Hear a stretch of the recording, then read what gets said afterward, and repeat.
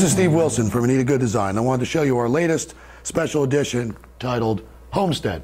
Now, over the years, we've gotten requests for vintage designs, needlework designs, old-fashioned designs, and it can be interpreted so many different ways.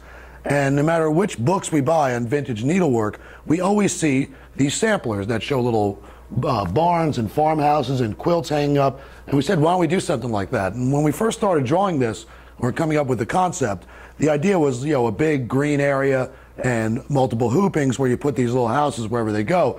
And the more I thought about that, the more difficult it was to do that. I don't like hooping things multiple times. I don't like working with giant pieces of fabric like that. There's just too many bad things can happen, and it's very hard to finish it.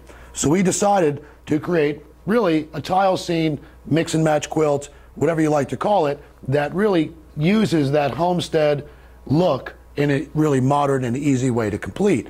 Now, when we slowly pan over these blocks, you're going to notice that there's sheep and animals and churches and barns and quilts hanging in the air and trees.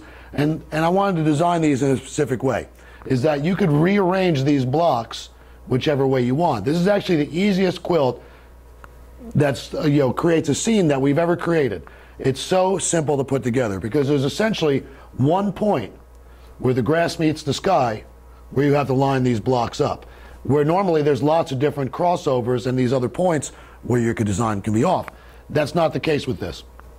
So you simply choose the horse and put the horse next to the house, or put the horse next to the tree or the pig, and you have your quilt. So you can make it 5 across, 12 across, or 3 across. There's no specific order. There's 4 different trees, 4 different quilts, 5 different animals, 10 different houses, half a dozen different borders that all go into this homestead quilt. So I wanted to really make it look like a vintage sampler. So I did all those different elements, and then I did an alphabet that stitches straight across. I did a star border, I did a leaf border, I did outside borders. And what's neat about this is you can make it as big or as small as you want. You can keep adding houses, you can keep adding animals, and you can make this quilt really large. Now, the other easy part about this is that you don't need tons and tons and tons of fabrics. The only fabrics that you're going to need, about 2 yards of each, if you're doing this size quilt, is the light blue and the light green background fabrics. Everything else can be totally random. So you could raid your fabric stash, use random pieces of fabric because they don't connect and they don't have to be repeated. So this horse could be any shade of brown that you have. The pig could be any piece of pink fabric. That's the only pink fabric in the whole quilt. So all you need is a scrap. So it's really neat that you can use a lot of the older pieces of fabric you might have left over to create this beautiful special edition.